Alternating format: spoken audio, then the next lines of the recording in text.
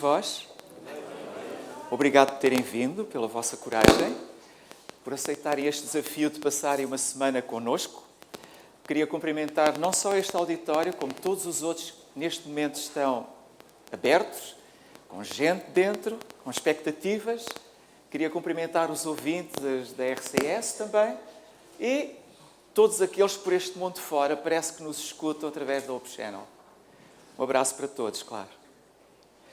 É bom estar convosco, mas eu presumo que devem pensar que eu tenho o meu coração pequenino.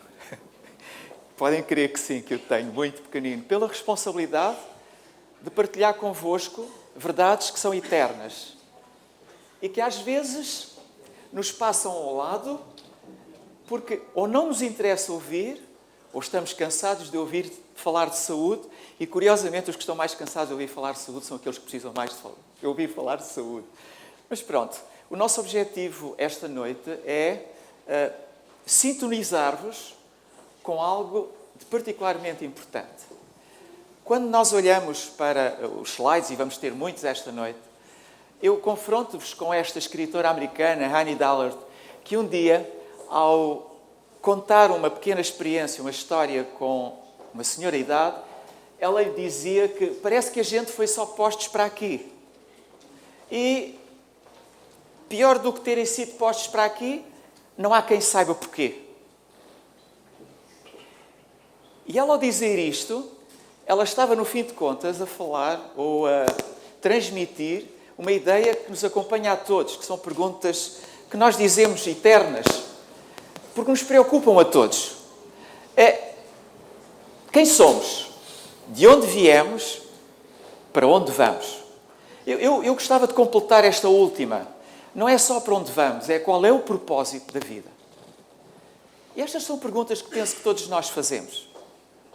E ao longo do tempo vamos encontrando respostas, mas também vamos ficando com muitas dúvidas.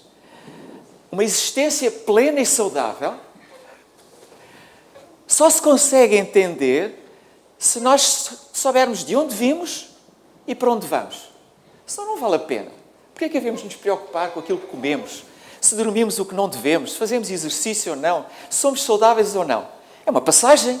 Portanto, uma existência saudável implica que nós sabemos que vale a pena viver de uma forma saudável. E se nós nos distrairmos com estas coisas importantes, é quase como se tivéssemos um tablet e utilizássemos como uma tábua de cozinha para cortar a cebola e cortar os rabanetes, neste caso, sem perceber que aquela tábua de cozinha tem um potencial imenso. Não perceber estas coisas é realmente ter uma máquina destas na mão e não saber para que serve. Teorias estranhas do nosso tempo vão aparecendo para explicar o processo da criação. Uma das mais antigas diz que dois deuses quaisquer que se zangaram e um deus, ao vencer o outro, esmagou-o. Ficou espalmado. E cada vez que ele cuspia nele, aparecia um ser humano. Com esta apareceram muitas outras, a do Amon-Ra, da Anuka, dos irmãos Pereus, do Atum, da Úrsula, do Úrsulo, e eu pego o Manitou, a Etensky, a Mukabe. Todos eles têm histórias para explicar como o homem apareceu e como a criação surgiu. Há uma até muito recente, interessantíssima, que diz que houve uma população de alienígenas extremamente inteligentes e nós somos apenas hologramas, imagens criadas por um computador. O que dá à imaginação humana. Este senhor, o Alex Rosenberg, que é um ateu convicto, tem livros escritos e defende o ateísmo, ele diz que, ou quando se faz a pergunta, qual é o propósito do universo? Imaginem qual é a resposta dele. Nenhum. E quando faz uma outra pergunta, que é, que objetivos estão em ação no universo?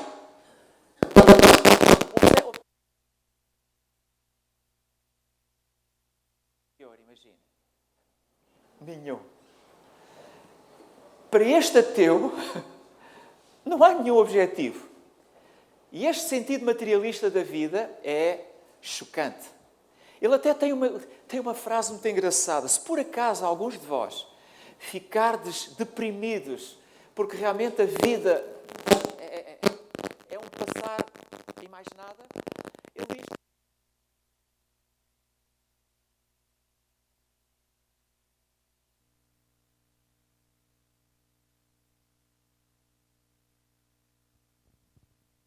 Vamos ver o que é que tem a Bíblia para nos dizer acerca das origens humanas. É que esta perspectiva bíblica é, apesar de ser gozada, apesar de ser vilipendiada, apesar de... Eu estou-me a lembrar de um articulista do Jornal Expresso em Portugal, aqui há 2 ou 3 semanas atrás, escreveu um artigo e dizia a determinada altura que os jihadistas do Estado Islâmico, são comparáveis com os cristãos evolucionistas. Como é que alguém, que é um professor, que tem uma página há anos no editorial do Expresso, é capaz de dizer uma barbaridade destas? Mas a verdade é que a criação, tal como é descrita na Bíblia, é gozada. Mas diga o que disserem, é aquela que de uma forma mais racional e de uma forma mais prática consegue explicar realmente o processo da criação. Mas é a única que acrescenta uma mensagem de esperança e que nos diz que nós aparecemos porque fomos criados e temos uma esperança pela qual aguardamos. Quando nós olhamos para a Terra e a Terra na sua maravilha, o planeta azul, há uma palavra que se utiliza muito, que é a palavra cosmovisão. Supostamente, a cosmovisão bíblica só se consegue entender e perceber estudando a Bíblia. Ninguém pode fazer análise ou fazer doutrina se não estudar a Bíblia. Eu explico-vos isto de outra forma. De que cor é aquele círculo que está ali no meio? A minha resposta é: depende dos óculos que utilizarem. Porque se utilizarem os óculos azuis, aquela bola é azul. Se utilizarem os amarelos, os verdes ou os vermelhos, a bola vai mudando de cor. Mas todas essas visões daquela bola estão erradas, porque a bola é branca. Com isto, aquilo que eu quero dizer é que se quisermos perceber a criação do ponto de vista bíblico, nós temos que ir às origens para a perceber. Com isto, estou a dizer também que uma cosmovisão genuinamente bíblica é a marca essencial na vida daqueles que estão a preparar-se para a vinda de Jesus. E quando nós ouvimos algumas denominações religiosas a aceitarem outras interpretações da criação, nós sabemos que essas pessoas não estão a utilizar a ótica de Deus, estão a utilizar as suas próprias óticas. E aí cada um é livre de fazer e sonhar com aquilo que pensa que é o correto ou não. Para mim, quando nós lemos Gênesis e lemos os primeiros versículos de Gênesis, o que lá percebemos é que houve uma intenção no ato da criação. E que a criação aconteceu porque houve um Criador. E nesta lógica, eu consigo perceber que ela, tendo sido feita por Deus, tinha um propósito. Não há nenhuma linha de Gênesis 1 em que o acaso esteja presente. E a fórmula que foi utilizada por Deus e que é aquela que nós conhecemos melhor, disse Deus: haja e houve. Então só isto. Haja e houve. E eu agora tento imaginar os santos anjos de Deus a verem o Criador do meio do nada a dizer ao nada: haja e houve. Não me custa entender e perceber, ou pelo menos aceitar na minha imaginação, que cada dia ecoavam aplausos no céu e os anjos se maravilhavam perante as obras do Criador. Não me custa nada perceber isso. Agora, aquilo que eu tenho a certeza é que realmente, pela palavra do Senhor, foram feitos os céus e todo o exército deles pelo Espírito da sua boca. Isto é o que está escrito na Bíblia. E se eu quero entender a criação do ponto de vista bíblico, eu tenho que aceitar isto. Não tenho que discutir estas coisas. Vejam que, porque falou e tudo se fez, mandou e logo tudo apareceu. A intenção, o propósito, sempre por trás. E aqui permitam-me alguma divagação. Mas é honesta. 5 dias de criação. Haja e houve.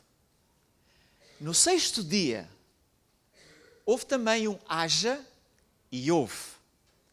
Mas a determinada altura, o que se ouve no céu é façamos, já não é uma pessoa, é façamos o homem à nossa imagem. E aí, eu consigo imaginar as coisas, é a minha forma de ver, não está escrito, mas não custa nada imaginar que ao 6º dia, um vulto se debruça sobre a terra, apanha um punhado de pó e com ele começa a esboçar artérias, nervos, veias e desenhos numa estrutura que no seu imaginário está prevista. A seguir, começa a esculpir os ossos e o que hão de ser os dentes, por exemplo, para mais tarde poder então pensar em fazer a organização. E para organizar o corpo, cria obras-primas fantásticas. Um coração, pulmões, rins, um aparelho digestivo. Cria um organismo com sistemas, o sistema endócrino, o sistema fisiológico, o sistema respiratório, o sistema circulatório, o sistema linfático, o sistema endócrino, uns atrás dos outros. Dá-lhe forma, cobre-o de músculos e a seguir cria um órgão que é um órgão extraordinário, que é a nossa pele. Para que tudo estivesse com consistência, na conta, peso e medida. Faltava um pormenor. Pega nos nervos todos. E agora, esta é uma imagem real do nosso cérebro. Uma técnica muito recente que permite identificar nervo quase a nervo, ou cabo quase a cabo. Não é bem nervo a nervo, é cabo a cabo. E agora pega naquelas linhas, entrecruza-as, liga-as, dá-lhes um sentido e uma direção, dá-lhes um espaço e dá-lhes uma função. Cobre tudo isso com uma massa cinzenta ondulante. E chama-lhe, ou chamamos nós de cérebro. É uma curiosidade que eu tenho um dia no céu. É de perguntar a Deus qual foi o nome que Ele deu a isto cá em cima. Qual o nome destes músculos que nós lhe damos nomes e não sabemos se foram os que Ele deu. Mas nós chamamos a isto o cérebro. A sede da inteligência. O local onde as nossas emoções, as nossas tristezas, as nossas dores, a nossa inteligência, no fim de contas, funciona. É a coroa da criação. E agora que a obra está terminada, aquilo que eu consigo imaginar é o Criador a debruçar-se sobre a criatura, a inalar profundamente e a soprar nas narinas que tinha acabado de criar. E à medida que os pulmões se expandem e o tórax se eleva, os primeiros sinais nos nervos começam a acontecer. O coração começa a palpitar, o sangue começa a correr, as células começam-se a ativar. E aquilo que era pó torna-se carne, o que era cérebro torna-se mente, e o que era corpo transforma-se num ser vivo. Magnífico este Deus. Que faz uma obra fantástica. Formou o Senhor Deus o homem do pó da terra, soprou em seus narizes o fogo da vida, e o homem foi feito uma alma vivente. E é interessante nós pensarmos que é a última peça da criação. a questão cosmológica fica resolvida por si só aqui. Não é preciso estudo científico nem investigação científica para perceber. É que realmente não é uma conclusão científica a criação. Porque a ciência foi criada e não faz sentido, e é uma falsidade, que a ciência tenha que provar Deus. Não pode ser o derivado a explicar o original. Querer que a ciência prove que Deus existe é pôr as coisas todas ao contrário. Porque a ciência foi criada precisamente porque o Deus Criador pôs regras, pôs leis, pôs precisão. E a ciência funciona porque existem essas coisas. Tudo foi criado. E ao ser criado,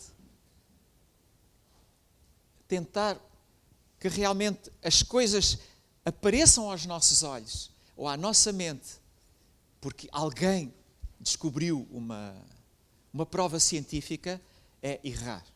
A ciência serve para que sejamos guiados e encontremos explicações.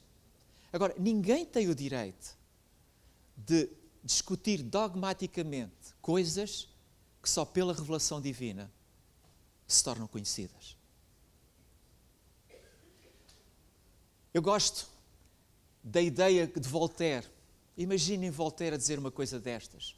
Uma falsa ciência faz de um homem ateu, mas uma verdadeira ciência leva o homem a Deus. Voltaire.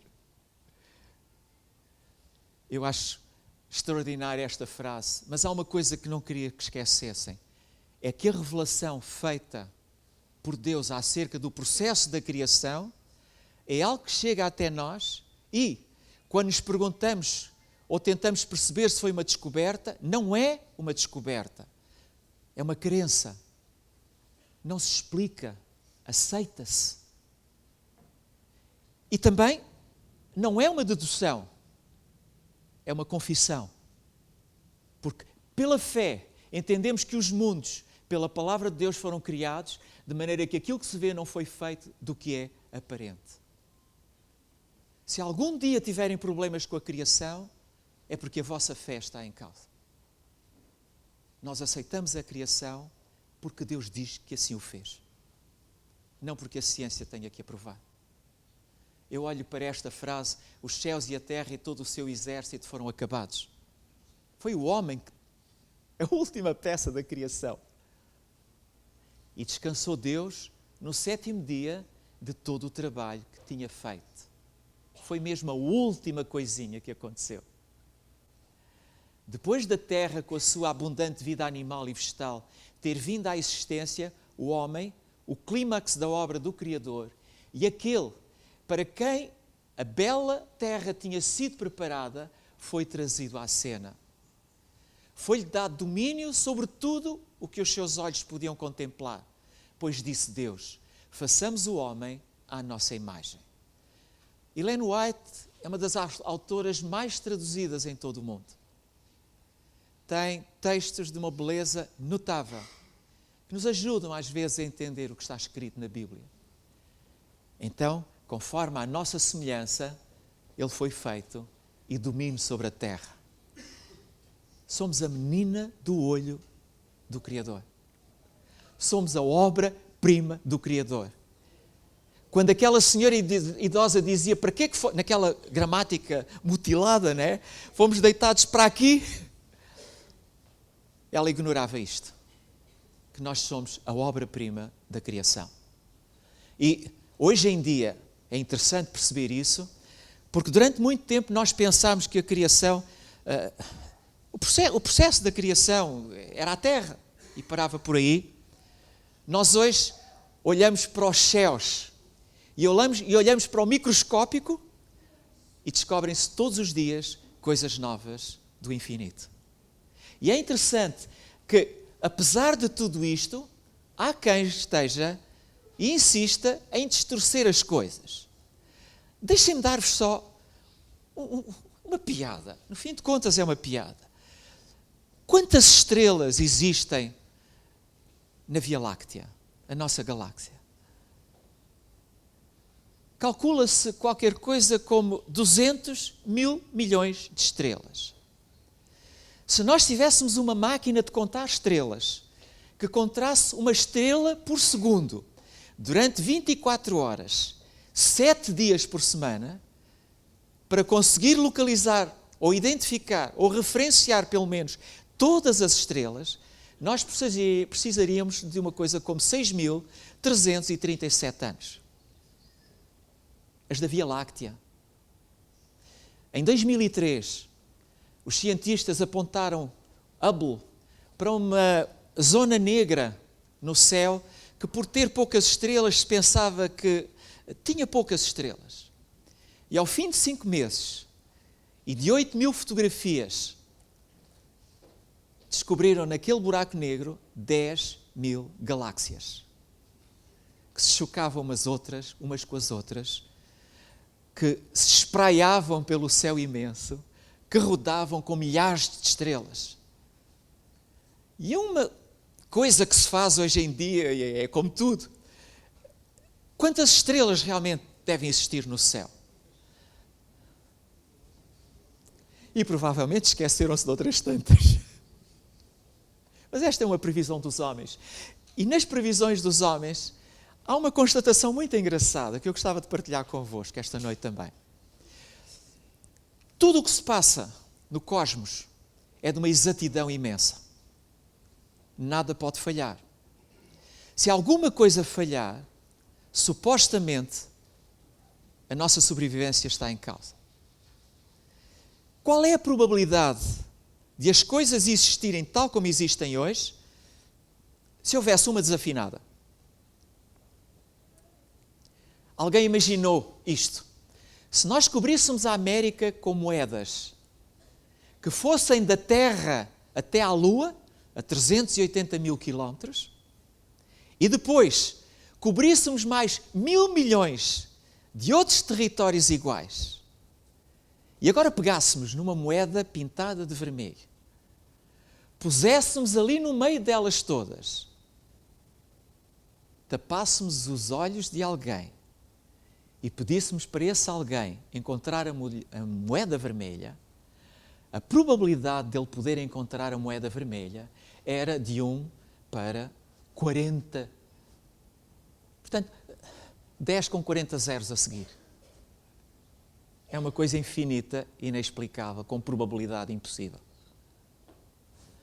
E aquilo que a ciência hoje faz é comprovar que o eixo da Terra está inclinado e aparece-nos desta forma rodante.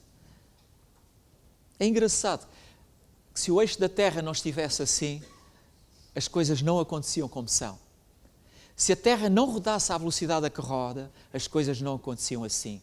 Se não estivéssemos à distância do Sol que estamos, as coisas não eram como são. Tudo numa exatidão. A composição do ar. Eu consigo pensar em Deus como um alquimista a acertar mais um bocadinho de azote, menos um bocadinho de hélio, mais oxigênio, para que o ar fosse respirável sem nos intoxicar. É deste Deus Criador que os homens dizem que, para explicar as coincidências na criação por acidente, eles dizem que são coincidências antrópicas. Eu realmente acredito que são coincidências, porque se não houver um Criador para se explicar, só por coincidência é que as coisas podiam ser como são. Agora, o que eu tenho a certeza é que a criação, tal como ela é descrita na Bíblia, é algo que foi feito para quem? Para mim. Um sentimento de significado e de propósito é fundamental para a nossa saúde e para a nossa felicidade. Sabermos de onde vimos, para onde vamos, que existe um propósito, que existe um objetivo, faz com que eu possa desejar e deva desejar ter mais bem-estar e ter uma melhor saúde. Este senhor Viktor Frankl, que foi um sobrevivente do Holocausto e é um psiquiatra, ele escreveu que os seres humanos devem encontrar um sentido para a sua existência ou viverão sem esperança. E quando ele dizia isto, um outro homem, Stephen Hawking, um cérebro, um homem extremamente inteligente, mas um ateu convicto, dizia que nós somos lixo químico. E dizia um outro disparate, imaginem. Para mim, claro. Ele dizia que nada é perfeito, porque com a perfeição não poderíamos existir. E, no entanto, aquilo que eu sei é que quando Deus terminou a criação, disse que era muito bom. Mas, quando eu olho para esta coisa pequenina, criada, perfeita, nasce com propósito. Refletir o caráter de Deus, revelar a bondade de Deus e testemunhar o poder de Deus. Há quem diga que nós temos espírito e temos carne. E que o espírito é sempre bom e a carne é sempre má. Esta é uma hipótese pagã. Porque a Bíblia ensina-nos que nós somos um ser mental, físico e espiritual. E que se queremos ter saúde, nós temos que apostar na parte espiritual, na parte física e na parte mental. Nós não somos só músculo, nós não somos só cérebro, nós não somos só religião. Nós somos um todo. E para isso é utilizada uma expressão que ao princípio me pareceu estranha. Fui confirmá-la no dicionário. E ela existe realmente. Que é a completude. Que é unir a parte mental com a física e a espiritual e as três serem uma unidade. Só aqueles que conseguirem crescer fisicamente, mentalmente e espiritualmente de uma forma uniforme é que poderão aspirar para uma boa saúde. Com isto, eu estou a querer dizer uma outra coisa também. É que quando Deus soprou o fogo da vida a Adão, Ele pôs nele uma alma distinta? De jeito nenhum. Quando Deus soprou o fogo da vida, fez de Adão o quê? Uma alma vivente. É o que ele era, não o que ele possuía. Ele não possuía uma alma. Ele era uma alma vivente. Tal como a Bíblia diz no original, no Nefesh Hayah, que curiosamente aparece também a mesma designação para estes seres. Deus criou as grandes baleias, todo o réptil, de alma vivente. Usa a mesma expressão. Nós somos almas viventes. Um corpo no qual Deus soprou o fogo da vida.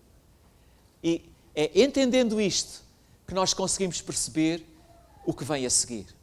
Dois extremos somos confrontados com eles todos os dias.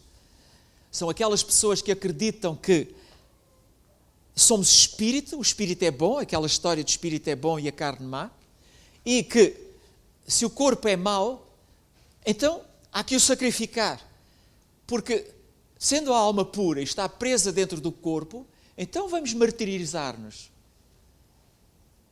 vamos sacrificar-nos, vamos peregrinar, vamos... Inventem para libertar aquela coisa pura que está dentro de nós. Não é isto que a Bíblia ensina.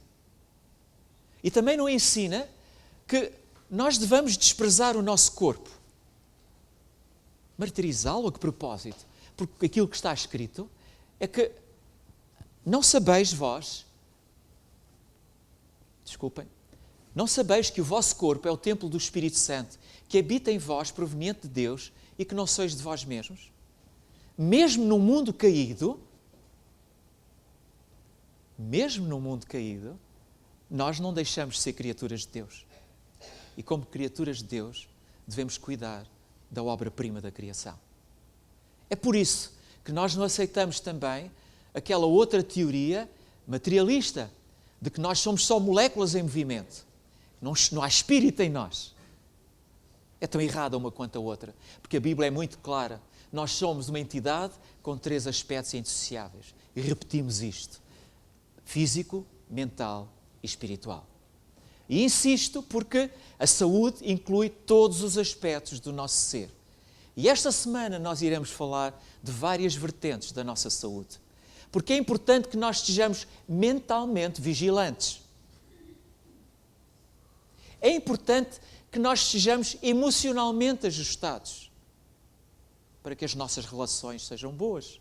É importante que estejamos fisicamente bem. E é importante também que estejamos espiritualmente conectados. Falaremos disto esta semana. Estou a convidar-vos, mas queria desafiar-vos para uma coisa que eu acho que é deliciosa, que é o milagre da vida. E o milagre da vida visto de uma forma provocatória. Sabem o que é que Davi disse acerca da criação, do homem criado? Ele diz assim: eu te louvarei, ó Deus, porque de um modo terrível e tão maravilhoso fui formado. E, no entanto, Davi, ao pé de qualquer um de nós, era uma pessoa sem formação nenhuma. O que é que Davi sabia da reprodução das células e da síntese das proteínas? O que é que Davi sabia acerca de aminoácidos essenciais ou não essenciais? O que é que Davi sabia de telofase, metafase, anafase? Nada. E, no entanto, ele dizia: ó Deus, eu fui feito de uma forma tão maravilhosa. O que é que Davi sabia acerca do ADN? Que temos 2 km de ADN em cada célula. Que se juntarmos as células todas do nosso corpo, temos 20 trilhões de metros de ADN num só corpo humano. O que é que Davi sabia disto? Mas nós sabemos. E quantos de nós dizemos isto? Oh Deus, eu fui feito de uma forma tão maravilhosa. Ajuda-me a cuidar desta obra-prima. Mas, querem que provocação? O que é que Davi sabia acerca de células brancas do sangue a combaterem invasores? Alguma vez ele ouviu falar em linfócitos? Em basófilos, eosinófilos, hemácias, mastócitos, macrófagos? O que é que isto era para Davi? CD4, CD8, chinês. Mas nós conhecemos. E se formos falar a Davi sobre os mecanismos intricados da coagulação sanguínea, o que é o fibrinogénio, o que é o trombo, o que são os fatores de coagulação, sem saber nada disto, Davi dizia: ó Deus, que forma fantástica, de que forma tão grande e tão fantástica me criaste. Nós vivemos, apesar de termos sido maravilhosamente criados, nós vivemos num mundo caído. E nesse mundo caído, nós não podemos ignorar que existe fome, existe doença, existe morte. Nós somos confrontados com isso. A verdade é que, por isso mesmo, a completude no mundo em crise é necessária. É necessário que nós sejamos equilibrados do ponto de vista físico, emocional e espiritual. E é nessa lógica que nós temos que olhar para o futuro, porque os nossos corpos só serão restaurados quando Jesus voltar. A alegria completa só virá aos nossos corações quando Jesus voltar. Só recuperaremos o projeto original depois de Jesus voltar. O nosso primeiro dever para com Deus e o próximo é o nosso próprio desenvolvimento. Todas as faculdades com que fomos dotados pelo Criador devem ser cultivadas até atingirem os graus mais elevados de perfeição. É isto que o Criador nos pede, é que procuremos encontrar os graus mais elevados da perfeição, para que estejamos aptos a fazer a maior quantidade de bem de que somos capazes. Nós fomos criados com um propósito, não esqueçam. O propósito não foi viver mais, apenas. Foi viver mais, mas para um projeto que foi desenhado por Deus. E nessa lógica, é bem emprego o tempo utilizado em promover e preservar a saúde física e mental. Eu lembro-me da história de um orador que, durante 3, 4 conferências, disse sempre a mesma coisa, teve sempre o mesmo discurso. E à 4ª vez, com os a audiência cansada de ouvir a mesma coisa, alguns discretamente disseram-lhe, está bem, não há nenhum problema.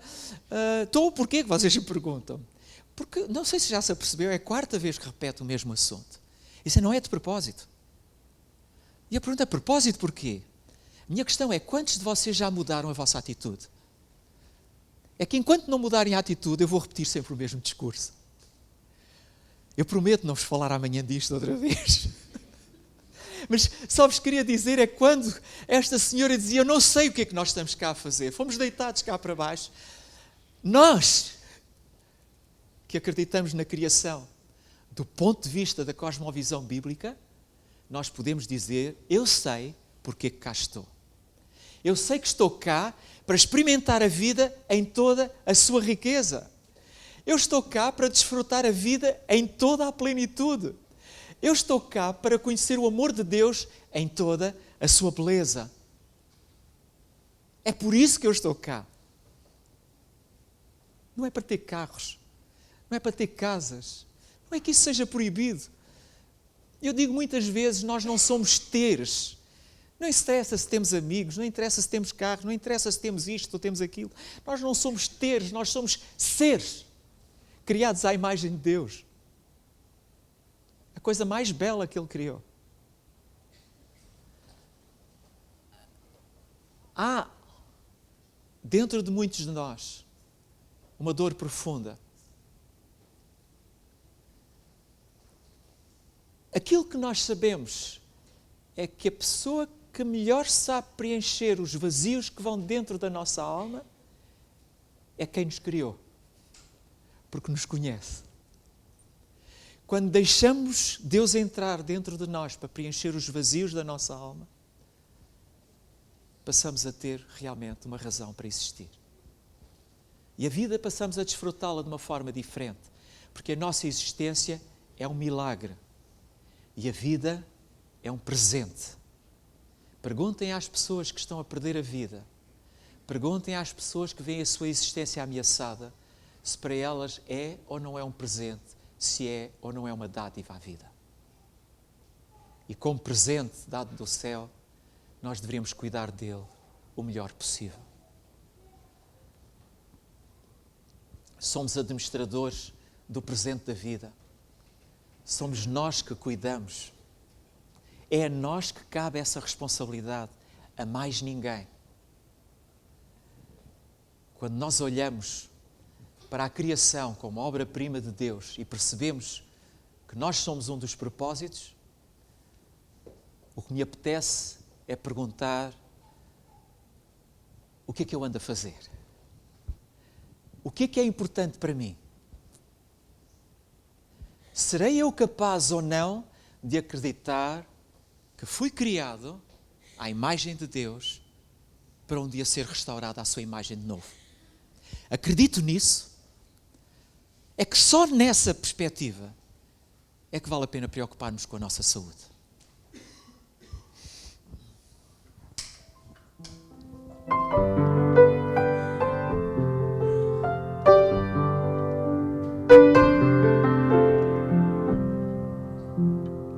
Hoje, se ouvires a sua voz, não endureças o teu coração. Estas são palavras do Espírito de Deus que outra vez pudeste ouvir. Não resistas mais ao convite. Nos braços de Jesus cabemos todos nós. Ele nos restaura com o toque de sua mão. Mas qual será tua decisão? Para toda a culpa e dor, Jesus tem a cura. Para quem quer viver, Ele é o Pai. qualquer sofrer da alma. Ele traz a paz para quem nada tem. Ele tudo é.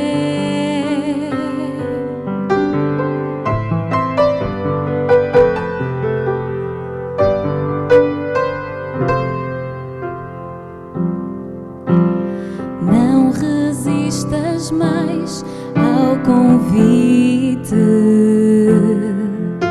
Nos braços de Jesus cabemos todos nós. Ele nos restaura com o toque de sua mão. Mas qual será tua decisão? Para toda a culpa e dor, Jesus tem a cura. Para quem quer viver, Ele é o pão. Para qualquer sofrer da alma, Ele traz a paz. Para quem nada tem, Ele tudo é. Para toda a culpa e dor, Jesus tem a cura. Para quem quer viver, Ele é o pão. Para qualquer sofrer da alma, Ele traz a paz.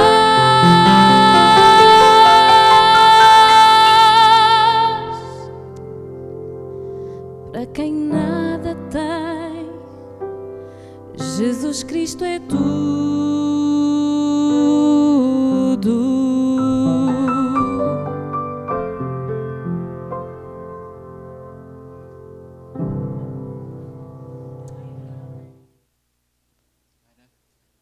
Posso partilhar contigo uma oração?